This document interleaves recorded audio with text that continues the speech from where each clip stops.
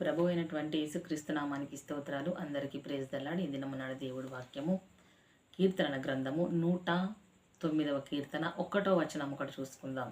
ఇక్కడ దావీదు భక్తుడు అంటున్నాడు, నా స్తుతికి కారణభూతుడవగు దేవ మౌనముగా నుండకుము అంటున్నాడు. అంటే దీని అర్థం ఏమిటి? దేవుణ్ణి స్తుతిస్తున్నాడు ఆయన. దేవుని నిత్యము ఆరాధిస్తున్నాడు దావీదు గారు. నా స్తుతికి కారణం అంటే కారణం అంతా నీవే. నేను స్తుతిస్తున్నాను అంటే కారణం నీవే కదా. నా స్తుతికి కారణం నీవే కాబట్టి నేను నిన్ను తప్ప ఎవరిని స్తుతించలేను. అలా స్తుతిస్తున్న నన్ను ఒక్కసారి జ్ఞాపకం చేసుకో. నిన్ను మానక స్తుతిస్తున్న నన్ను ఒక్కసారి జ్ఞాపకం చేసుకో. నా స్తుతికి ఆధారము నీవే, కారణము నీవే. నా స్తుతికి ఏమంటున్నాడు ఇక్కడ? కారణభూతుడవగు దేవా నా మౌనంగా నీవు ఉండకుము అంటున్నాడు. నేను నిన్ను స్తుతిస్తున్నాను, నువ్వు మౌనంగా ఉండకు. ఏ విషయంలో మౌనంగా ఉండకూడదు అంటున్నాడు దావీదు. ఏమంటున్నాడు అంటే ఇక్కడ, నన్ను చెరపవల్లని భక్తిహీనులు తమ నోరు తెరిచి కపటముగా నోరు తెరిచి ఉన్నారు. ఏందట? దావీదును చెరుపాలని భక్తిహీనులు ఆ రీతిగా పన్నాగాలు పట్టారట. నా మీద అబద్ధములాడుచున్నారు, నేను చూపిన ప్రేమకు పగ చూపిస్తున్నారు వాళ్ళు, నిర్నిమిత్తముగా నాతో పోరాడాలని చూస్తున్నారు వాళ్ళు. కాబట్టి నువ్వు మౌనంగా ఉండకు. నా స్తుతికి నీవే కారణభూతుడవు, నీవే ఆధారం నా స్తుతికి. కాబట్టి నువ్వు మౌనంగా ఉండకు, నువ్వు మాట్లాడు ప్రభువా, నువ్వు మాట్లాడు అని దేవునికి ప్రార్థన చేసి ఉన్నాడు ఆయన. చేసి కింది వరకు చూసినట్లయితే ఎవరైతే భక్తిహీనంగా అధికారం ఉంచుకొని ప్రవర్తిస్తున్నారో వారి గురించి ఇక్కడ పూర్తిగా వారి ఉద్యోగం పోని, వారి భార్యలు వేరొకతను కూడని, వారి పిల్లల నాశనం కానీ, వారి ఇండ్లన్నీ పోని, జీవనం వెతుకువారుగా ఏమి లేకపోని, వాళ్ళు అప్పుల వారు ఆక్రమించుకుందరు వారి ఆస్తులు, ఇవన్నీ శపించబడి ఉన్నాయి కింది వరకు. అంటే ఇవన్నీ శపించబడి ఉన్నాయి కదా. మన శత్రువు దావీదే శపించమని చెప్పాడు దేవుణ్ణి.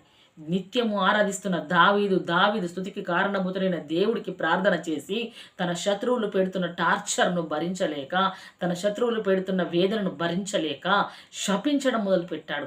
మనము కూడా శపిస్తాం అని మాత్రం మనం అనకూడదు. ఎందుకు అనకూడదు అని అంటే, ఈ లేఖనము పరిశుద్ధాత్మ ప్రేరణ వలన రాయబడ్డది కానీ ఈ దావీదు భక్తుడు తన సొంత పగను బట్టి రాసినది కాదు. ఎందుకనగా అనంటే, దావీదు భక్తుడి కంటే ముందు దేవుడు ఒక మాట అన్నాడు. ఏమని?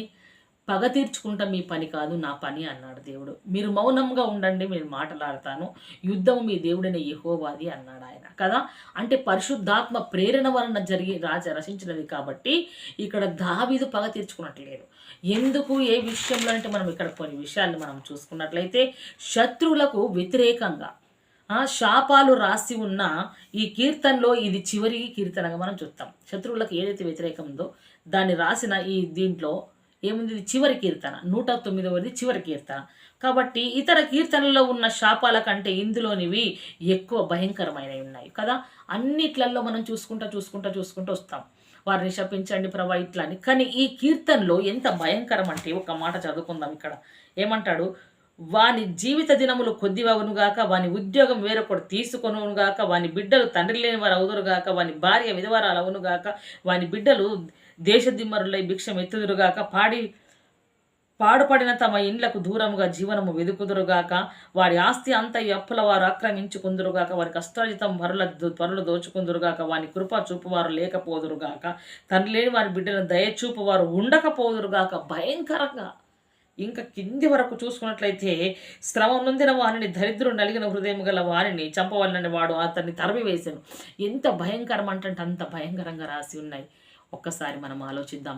ఎవరైనా మనతోని పోట్లాడుతున్నారే అనుకో, పోట్లాడినప్పుడు వారి నోట్లో నుండి అదుపు లేకుండా శపించడం మొదలు పెట్టారనుకో, ఎంత ఆవేశం వస్తుంది మనకు, ఎంత ఆగ్రహం చెందుతాం.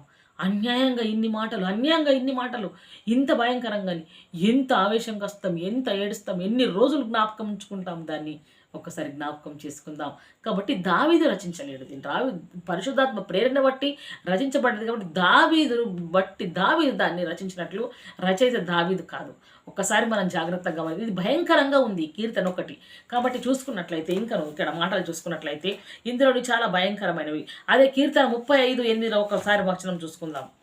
వానికి తెలియకుండా చేటు వాని మీదికి వచ్చునుగాక, తాను ఒడ్డిన వరలో తానే చిక్కుబడునుగాక, వాడు ఆ చేటులోనే పడునుగాక. ఏం చేసింది ఇప్పుడు? వానికి తెలియకుండా చేటు ఆపద వాడి మీదికే వస్తుంది. ఇంకొకటి చూసుకుంటే తాను ఒడ్డిన వరలో తానే చిక్కుబడునుగాక అంటున్నాడు కదా. ఒకసారి చూసుకుందాం. ఎవరికన్నా గోతిని తవ్వితే ఆ గోతిలో వార్పడేంత వరకు మనం ఓపిక పట్టాలి. ఎలా అనంటే ఇక్కడ ఎస్తేర్ గ్రంథంలో చూసుకున్నట్లయితే మనము ఒక్కసారి ఉదాహరణగా తీసుకుందాం, జ్ఞాపకం చేసుకుందాం. మొర్దెకై కొరకు ఉరికొయ్య నాటాడు హామాను కదా. ఎంత ప్రయత్నాలు, ఎన్ని పన్నాగాలు, ఎన్ని కుట్రలు కుతంత్రాలు, ఎన్ని రకాల ఆయన ఆలోచనలు తలంపులు. మొర్దెకైని ఉరి తీయాలి, నేనే కావాలి అని అనుకున్నాడు. కానీ చివరికి ఏం జరిగింది? దేవుడి భక్తి కలిగిన ప్రజల మీదకి దుష్టుడైన అపవాది, భక్తిహీనులు దండయాత్ర చేసినప్పుడు దేవుడు చివరి మట్టుకు ఆ కార్యంను కొనసాగిస్తుండగా చూస్తూ ఉన్నాడు. చివరి సమయంలో ఎవడు తోడుకున్న ఉర్రికొయ్య మీద ఆమెను ఎక్కటట్టు చేశాడు. ఎందుకో తెలుసా? మొర్దెకై దేవుడి యందు విశ్వాసం విడిచిపెట్టలేడు. మొర్దెకై దేవుని యందు నమ్మకం విడిచిపెట్టలేడు. మొర్దెకై ఎన్ని కష్టాలు నష్టాలు వచ్చినను అక్కడే పడి ఉండి తన ప్రజల కొరకు, యూదుల కొరకు, తన ప్రజల కొరకు రాజు దగ్గరికి విజ్ఞాపనలు వెళ్ళాలని ప్రార్థించాడు. ఒక్కసారి జ్ఞాపకం చేసుకుందాం. మనము కూడా, మనల్ని కూడా ఎంతో వేదన పెడుతున్నారు, ఎంతో బాధ పెడుతున్నారు, బాధ పెడుతున్నారు. కాబట్టి దాని విషయం బట్టి మనం కృంగిపోకూడదు. సహోదరుడా, కృంగిపోతున్నావా? నీవు ఎలానో తెలుసా? నీవే దేవుడి సన్నిధిలో ఒక బలమైన సైన్యంగా కనబడాలని దేవుడి ఆశ. దావీదుకు కృప చూపిన దేవుడు మనకు కూడా కృప చూపుతాడు. ఎలానో తెలుసా? మనల్ని పిలిచిన వాడు, దావీదుని పిలిచిన దేవుడు ఒకే దేవుడు, సజీవుడు. ఆయన మేలు చేయటకే మన ముందున్న దేవుడు. మన కొరకు, మన కుటుంబం కొరకు ఏ శత్రువు అయితే గుంటలు తవ్వారో, ఏ శత్రువు అయితే ఒడ్డారో వారి వలల వారు పడేంత వరకు దేవుడు వారిని విడిచిపెట్టాడు. ఎందుకో తెలుసా? తన ప్రజలను భక్తిహీనులు బాధ పెడుతుంటే చూస్తూ ఊరుకుండే దేవుడు కాదు మన దేవుడు. మన దేవుడు చూస్తూ ఊరుకోడు. ఎందుకో తెలుసా? మనం ఏ హాని వారికి చేయకున్నానో వారు తిరిగి వచ్చి మన మీద పడ్డారే, మన కొరకు వారు గుంటలు తవ్వుతున్నారే, మన కొరకు నానా విధములైన ఆలోచనలు ఆలోచిస్తున్నారే, ఆ ఆలోచనలన్నీ మన దేవుడు చూస్తున్నాడు. మనము చూడలేం, మనం వినట్లేదు. వారి కుట్రలు కుతంత్రాలన్నీ మన దేవుని కనబడుతున్నాయి. కానీ మనం మాత్రం దేవుడి సన్నిధిలో ప్రార్థన మానద్దు, దేవుని అనుసరించడం మానద్దు, దేవుని అత్తుకోవడం మానద్దు. ఇవన్నీ దేవుడితో సన్నిహితము కలిసి ఉన్నప్పుడు, ఆయన మనతో సన్నిహితంగా ఉన్నప్పుడు మనకస్తున్న ప్రతి కీడు నాపదను ఎవరెవరు ఎక్కడెక్కడ ఏ శత్రువు ఏ భక్తిహీనుడు ఇలా నా బిడ్డల్ని గోతులు తవ్వేయాలనుకుంటున్నారో అది చూసి సమయాన్ని బట్టి దేవుడు వారిని ఉరికొయ్యకెక్కిస్తాడు, వారి గుంటలోని వారు పడతారు అని దేవుడు వాక్యం సెలవిస్తుంది. ఇక్కడ అదే విధంగా చూసుకున్నట్లయితే ఇలాంటి భాగాలను చదువుతున్నప్పుడు మనకేం జరుగుతుందనంటే, ఇవి రచించిన వారి వ్యక్తిగతమైన పగను బయటపెట్టే ఆలోచనలు వారికి ఎప్పుడూ లేవు. మనం మాట్లాడుకున్నాం కదా, ఎప్పుడు గుర్తుంచుకోవాలి మనం. ఎందుకో తెలుసా? ధర్మశాస్త్రములను అనుసరించి లోపం లేని న్యాయాన్ని ఇవి తెలియపరుస్తున్నాయి. ఏందట?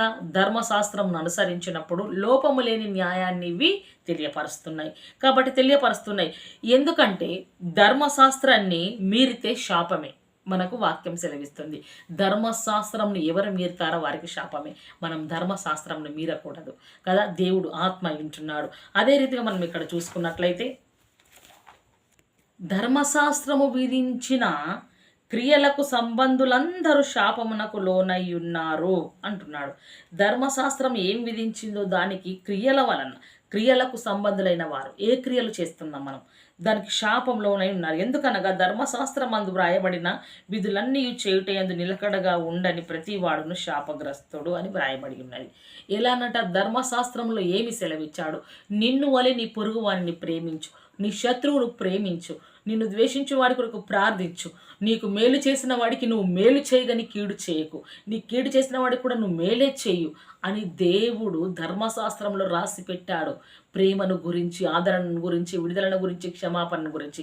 అవి అనుసరించు, నిలకడ కలిగిన హృదయము కలిగి అనుసరిస్తే ధర్మశాస్త్రంకు విధించబడే శాపం మన మీదికి రాదు.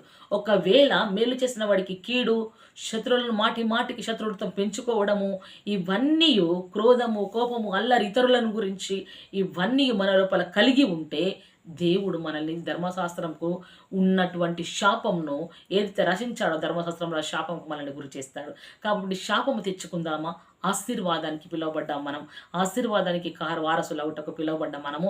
ఆశీర్వాదాలను సంపాదించుకుందాము. ఓపిక పట్టి చూడాలి దేవుడి వైపు. కాబట్టి జాగ్రత్త. మరి మనం ఎలా ఉన్నాం? ధర్మశాస్త్రంలో దేవుడు రచించినది ధర్మశాస్త్రానుసారంగా నిలకడ కలిగి వాటిని అనుసరించి నడుస్తున్నామా, ఆలకించి వింటున్నామా, ఎలా బ్రతుకుతున్నాం? నామమాత్ర క్రైస్తవుల వల్ల బ్రతుకుతున్నామా? క్రైస్తత్వంలో ఉన్నాము కదా, గుంపులు అంటే ఉన్నాము అని అంటున్నామా? అదే గుంపులో ప్రత్యేకించబడిన వ్యక్తుల వలె, అదే గుంపులో ప్రత్యేకించబడిన జనము వలె, అదే గుంపులో ప్రత్యేకించబడిన విశ్వాసి వలె, అదే గుంపులో ప్రత్యేకించబడిన మేలు చేసి శ్రమను అనుభవించే ఒక కుటుంబం వలె ఉంటున్నావా? ఒకసారి జ్ఞాపకం చేసుకుందాం. అదే గలతీలో చూసుకున్నట్లయితే ఇక్కడ దేవుడు వాక్యం సెలవిస్తుంది. ఆత్మను గురించిన వాగ్దానం ఏమిటది చూద్దాం. ఇక్కడ విశ్వాసం వలన మనకు లభించినట్లు అబ్రాహము పొందిన ఆశీర్వచనము యేసుక్రీస్తు ద్వారా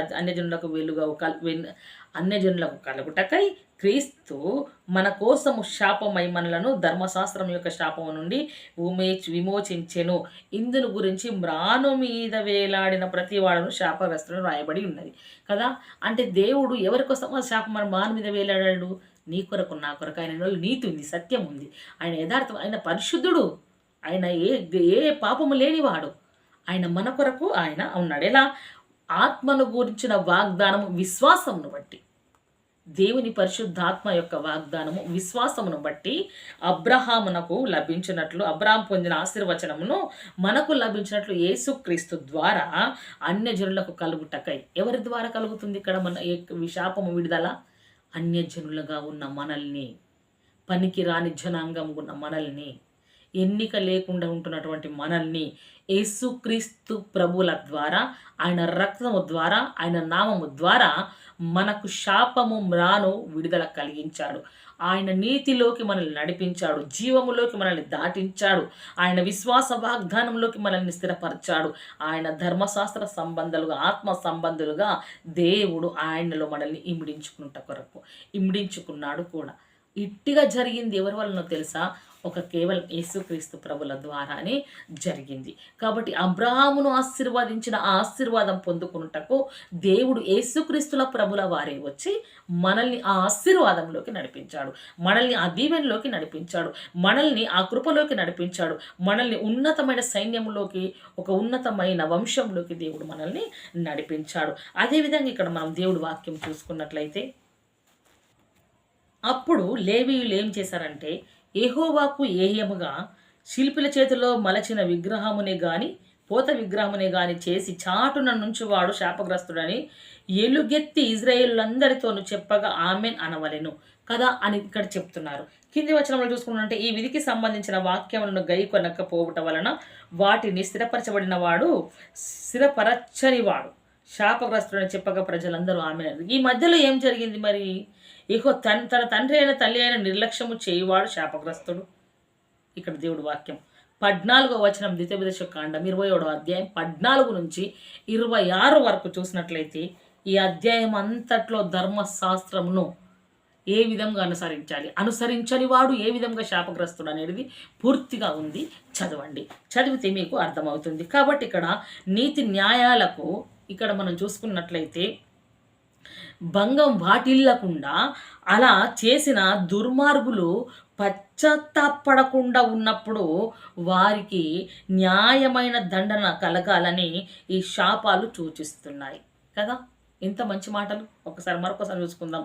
దేనికి? నీతి న్యాయములకు భంగము కలగకుండానట్లు అలాగా దుర్మార్గులందరికీ పశ్చాత్తాపము కలగాలని వారిని ఎలా అంటున్నాడు ఇక్కడ ఉన్నప్పుడు? వారికి న్యాయమైన దండన కలగాలి.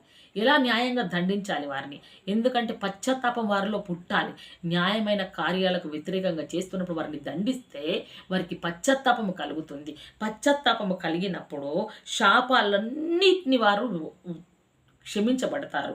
కాబట్టి ఇలా సూచిస్తున్నాయన్నట్టు. ఇప్పుడు విశ్వాసులు కృపావరములను ఎలా ఉన్నారంటే, కృప వలన ఇక్కడ విశ్వాసులందరి గురించి మనం చూసుకున్నట్లయితే కృపా పరిపాలన కింద ఉన్నారు. కాబట్టి ఏ పరిపాలన కింద ఉన్నాం మనం ఇప్పుడు? కృప కలిగిన పరిపాలన. అంటే యేసుక్రీస్తుల వారి కృప కింద ఉన్నాం, కృపచేత కప్పబడి ఉన్నాం, కృపచేత ఆదరించబడుతున్నాం, కృపచేత ఓదార్చబడుతున్నాం, కృపచేత దీవించబడుతున్నాం. కృప జీవము కంటే ఉత్తమమైనది.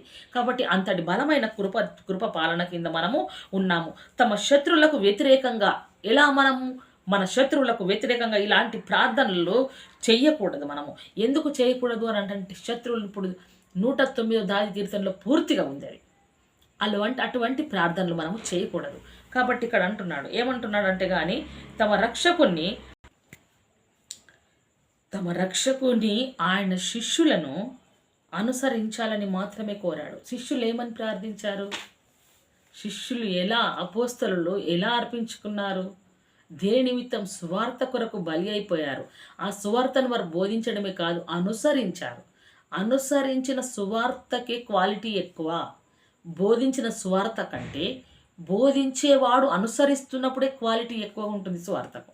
ఎందుకు అంత విలువలు ఉంటాయనంటే వారిలో ఉన్న పరిశుద్ధాత్మ దేవుడు వారు బోధిస్తుండగా వారు కూడా వారి పశ్చాత్తాపంలోకి నడిపిస్తాడు. నడిపిస్తున్నప్పుడు వారు కూడా సరి చేసుకుంటారు. బోధించువాడు బోధించాలి, బోధిస్తున్న వాడికి కూడా మాట్లాడతాడు దేవుడు. కాబట్టి మనము అప్పటి అపొస్తలులను జ్ఞాపకం చేసుకున్నాను. కానీ ఈ మధ్యలో రూపాల కొరకు, పైసల కొరకు డబ్బులెంచేవారు, లంచాలు తీసుకునే సేవకులను చూసి ఎప్పుడు దాని గురించి మనం ప్రార్థించకూడదు. అది దేవుడికి విరుద్ధమైన ప్రార్థన. ప్రార్థన జాగ్రత్తగా చేయాలి. దేవుడి సన్నిధిలో దేవుడు వినేలాగున చేయాలి, దేవుడు అంగీకరించులాగున చేయాలి, ప్రత్యుత్తరాలు దేవుడు ఇచ్చులాగున చేయాలి. ప్రార్థన దేవుడు మన ప్రార్థనను మెచ్చుకునేలాగా చేయాలి. మన ఆవేదనంతయు ఇట్లా అట్లా అంటే ఏది అక్కడ కుదరదు. కాబట్టి చెల్లుబాటు లేదు ప్రార్థనకు. ఆ చెల్లుబాటు లేని ప్రార్థన తొలగించుకొని చెల్లుబాటు క్వాలిటీ కలిగిన ప్రార్థన చేయుటకు మనము శక్తి సంపన్నులము కావాలని ప్రభుల వారు కోరుకుంటున్నారు. అదే మత్తయి సువార్తలో చూసుకున్నట్లయితే, నీ పొరుగు వారిని ప్రేమించుము, నీ శత్రువును ద్వేషించమని మాట చెప్పబడిన మాట మీరు విన్నారు కదా. నేను మీతో చెప్పినది ఏమనగా, మీరు పరలోకమందున్న మీ తండ్రికి కుమారులై ఉండునట్లు. పరలోకంలో ఉన్నాడే ఒక తండ్రి మనకు, ఆయన కుమారుని పంపించాడే మన శాపాలన్నీ విడుదల కొరకు. మరలా ఆయన కుమారుని అక్కడికి ఆహారణమై స్థలం సిద్ధపరచకు వెళ్ళాడే. మనం అనాథలు కాకూడదు, అపవాది ఎక్కడ మనల్ని మృంగివేస్తుందని పరిశుద్ధాత్మ దేవుణ్ణి మనకు ఆదరణకర్తగా తోడుగా అనుక్షణం మన వెంట ఉంచాడే. ఆ పరలోకపు తండ్రికి మనము కుమారులమగున్నట్లు. కుమారులు కావాలంటే ఎప్పుడు తండ్రి క్వాలిటీ, తండ్రికి ఏదైతే ఉన్నాయో తండ్రి జీవితంలో అవన్నీ, ఆ గుణగణాలు, ఆ సుగుణాలు మనకు రావాలి, పోలికలన్నీ రావాలి. ఎలా రావాలి అని అంటే, మా నాన్నగారు ఉన్నారు, ఆయన బుద్ధి నాకు వస్తేనే నన్ను ఆయనగా అన్నట్లు. మా నాన్న ఆయన బుద్ధి, ఆయన జ్ఞానం, తెలివి నాకు వస్తేనే నన్ను ఆయనగా అన్నట్లు.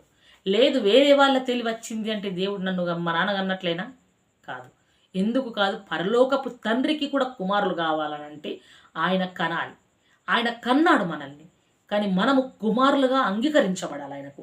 అంటే మన క్వాలిఫికేషన్ ఎట్లుంది, మన జీవనం ఎలా ఉంది, ఆ ప్రవర్తన ఎలా ఉంది. ఒక రోజైనా దేవుడి మన జీవితంలో మన ప్రవర్తన పరివర్తన చెందింది అని ప్రభువుల వారు ఆలకించాడా, అంగీకరించాడా అనేది మనం చూసుకున్నాలి. ఇక్కడ ఎలా అని అంటే, ఇక్కడ దేవుడు వాక్యం అంటున్నాడు ఏమని, పరలోకపు తండ్రి కుమారులై ఉండునట్లు మీ శత్రువులను ప్రేమించుడి. ఆయన ప్రేమించాడు కాబట్టి అలా ప్రేమించమంటున్నాడు.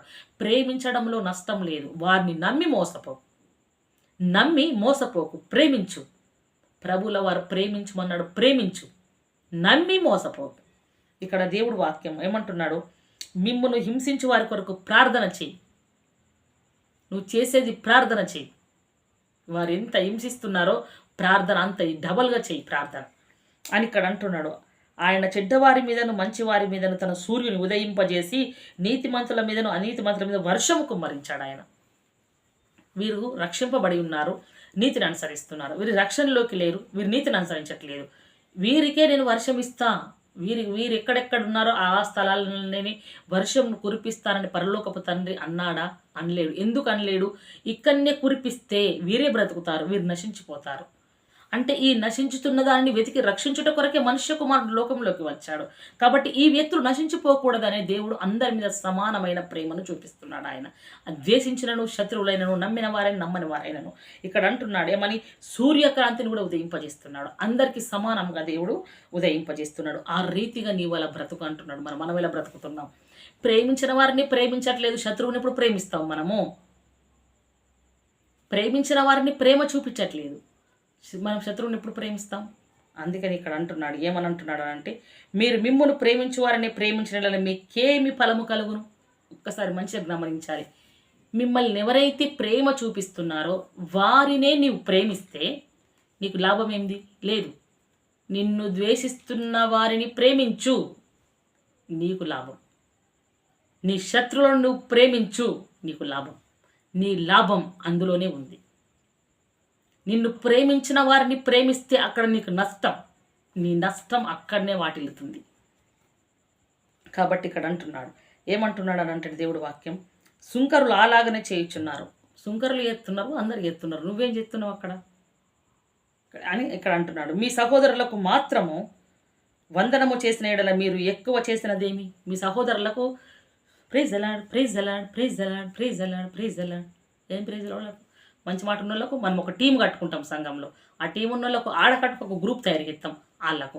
మరి ఎందుకు నీ వచ్చుడు చర్చికి, ఎందుకు సంఘంలోకి వచ్చుడు, ఎందుకు క్రీస్తు పేరు పెట్టుకోవడము? నీకు కావాల్సింది నీ గొప్పతనం, నిన్ను హైలైట్ చేసుకుంటున్నావు. మరి ఎందుకు నీకు దేవుడు వాక్యము, పాటలు? ఇక్కడ జ్ఞాపకం చేసుకున్న దేవుడు వాక్యం కదా. అన్యజనులు అలాగున చేయించున్నారు. అన్యజనులు కూడా అట్లనే ఎత్తుండ్రు. అంటే అన్యజనులు అంటే దేవుని తెలియని వారు, వాక్యం తెలియని వారు కూడా అలా చేస్తుండ్రు. నువ్వు అన్ని తెలిసిన నువ్వు కూడా అట్లనే చేస్తున్నావు. కాబట్టి నీకు వారికి తేడా ఏమీ లేదు. అందుకనే సమానముగా వర్షాన్ని నీతిని కుమ్మరిస్తున్నా అని అంటున్నాడు. మీ పరలోకపు తండ్రి పరిపూర్ణుడు కనుక మీరు పరిపూర్ణముగా ఉండేదారు. పరిపూర్ణులు కదా, ఆయన కొంచెం కాదు పరిపూర్ణంగా అర్పించుకున్నాడు. ఆయన పరిపూర్ణంగా అర్పించుకున్నాడు. పరిపూర్ణమైన ఈ క్వాలిటీలోకి మనము రావాలి. అప్పుడు ప్రభుల వారు మనల్ని అంగీకరిస్తాడు. ఇక్కడ అంటున్నాడు దేవుడు వాక్యం సెలవిస్తుంది. ఏమని సెలవిస్తుంది అంటే లూకా సువార్తలో చూసుకున్నట్లయితే,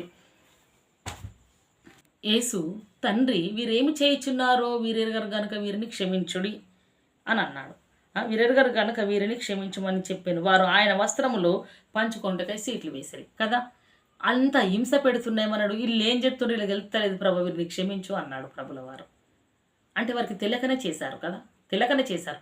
తెలిసి మనం ఏం చేస్తున్నాం? మరి తెలిసి మనం ఏం చేస్తున్నాం? ఎన్నిసార్లు ప్రభుల వారిని సిలువేస్తున్నాం? రోజుకు ఎన్నిసార్లు ప్రభుల వారిని మ్రానెక్కిస్తున్నాం? ఎన్నిసార్లు మన శాప పాపాలన్నీ ఇంకను ఆయన హింసిస్తున్నాయి? ఇంకను ఆయనను మనం ఎలా బాధ పెడుతున్నాం? ఒక్కసారి జ్ఞాపకం చేసుకున్నాలి. మనం బాధ పెట్టువారమైనా, ప్రభుల వారిని సంతోషపరచువారమైనా, సంతోషపరిచినట్లయితే ఇంత కఠిన శ్రమలలో ఆయనను సమాజము కాదన్నను దేవుడు తన కౌగిట్లోకి మనల్ని చేర్చుకుంటాడు. దేవుడు తన రెక్కల కిందికి మనల్ని చేర్చుకుంటాడు. ఆయన బలాతిశయము చేత మనల్ని రక్షిస్తాడు. ప్రపంచం ఏకమైనను మన కుటుంబంను దేవుడు ఆదరించి నిలబెడతాడు. ఎప్పుడు మనం ముందు మాట్లాడుకున్న క్వాలిటీస్ మొత్తం మన లోపల ఉంటే రక్షిస్తాడు ప్రభుల వారు. అదేవిధంగా ఇక్కడ అపోస్తల కార్యంలో కూడా దేవుడు వాక్యంను చూసుకుందాం. ప్రభువును గూర్చి మొర్రపెడుచు యేసు ప్రభువా అంటున్నాడు భక్తుడు. అని ఏమంటున్నాడు ఇక్కడ? యేసు ప్రభువా అని ఇక్కడ మాట అంటాడు. ఏమంటాడు? నా ఆత్మను చేర్చుకొనమని స్తెఫెను పలుకుచుండగా వారు అతని రాళ్లతో కొట్టిరి. యేసు ప్రభువా నా ఆత్మను చేర్చుకో, నా ఆత్మను చేర్చుకుంటున్నాడు. ఎప్పుడు? స్తెఫెను బావిలో పడేసి రాళ్ళ వట్టి కొట్టుతున్నప్పుడు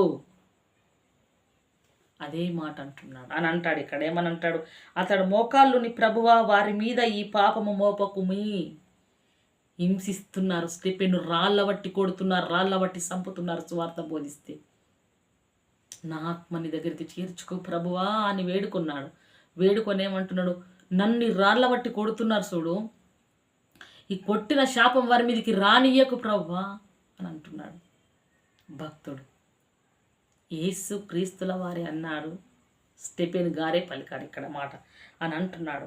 మోకాళ్ళుని గొప్ప శబ్దంతో పలికాను, ప్రార్థన చేసిండు. చివరి క్షణంలో చేసిన ప్రార్థన, తన కొన ఊపిరితో చేసిన ప్రార్థన, ప్రభువా వీరి మీదికి శాపము రానియకు ప్రభువా అని ఈ మాట పలికి నిద్రించాను. హల్లెలూయా.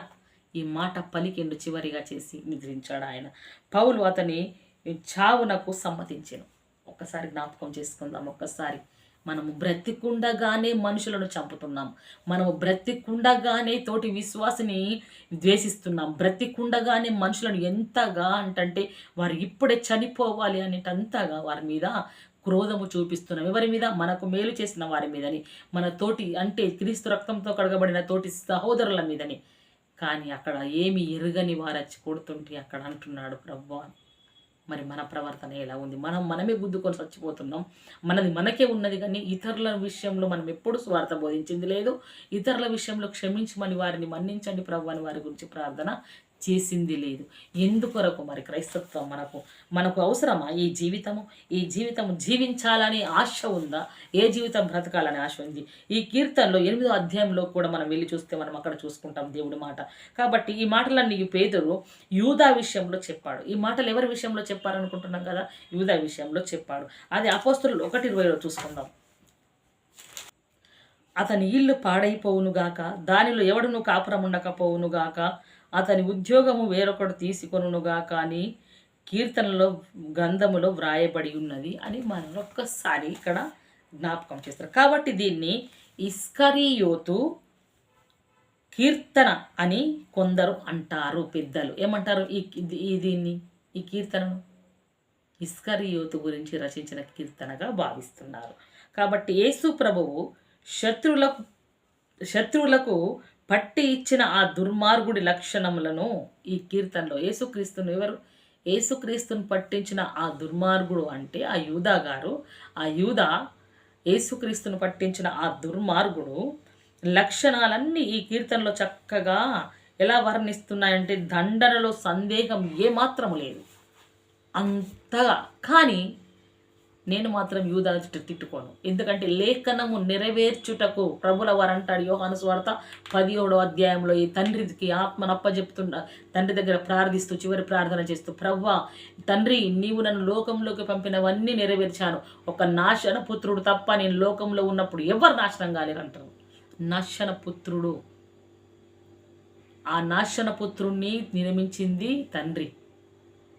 ఈ లోక కళ్యాణంకు మొట్టమొదటిగా క్రీస్తును అప్పజెప్పబడుట కొరకు నియమించిన ఆ నాశన పుత్రుడే యూదా. ఆ యూదాను ఆ విధంగా అపవాది చొరబడి ఆ విధంగా చేయకపోతే మనకు రక్షణ వచ్చేది కాదు. క్రీస్తు ఇక్కడే ఉంటే, ఆయన మానవ శరీరంగా బ్రతికితే మనము కూడా ఆయనను దేవుళ్ళ ఆరాధించే వారము కాము. కాబట్టి అటువంటి లక్షణాలు మాత్రం కలిగి ఉండకూడదు. అప్పజెప్పడం అని చిన్న విషయం కాదు. అబద్ధ సాక్ష్యంతో అప్పజెప్తాం, మోసంతో అప్పజెప్తాం, వ్యతిరేకతతో అప్పజెప్తాం, అసూయతో, ఈర్షతో, కక్షతో అప్పజెప్తాం, డబ్బులకు అప్పజెప్తాం మన సొంత ప్రజలను. కానీ ఎప్పుడైనా ఒక్కసారి జ్ఞాపకం చేసుకున్నాను, దేవుడి సన్నిధిలో శత్రువులను ప్రేమించు, కీడు చేసిన వాడికి మేలు చేయన్నాడు. కానీ మనం మేలు చేసిన వాడికి కీడు చేస్తున్నాం. మన స్థితిగతి ఏమిటి? మన క్రైస్తత్వంకు దేవుడి రాకడలో ఎంత భంగం జరుగుతుంది. ఇప్పుడు బాగానే బ్రతుకుతాం, ఇప్పుడు కేవలం ఇంతమంది చూస్తారు, రేపు వేల కోట్ల ప్రజలు చూస్తారు. అప్పుడు ఎలా మన పరిస్థితి? ఈ మాటలను దృష్టించుకొని ప్రభు సన్నిధిలో జాగ్రత్త బ్రతుకుటకు ప్రభు ఈ మాటలు మన ఆత్మ దీవించి ఆశీర్వదించి ఫలింపజేయునుగాక. Amen, amen, amen. ప్రైజ్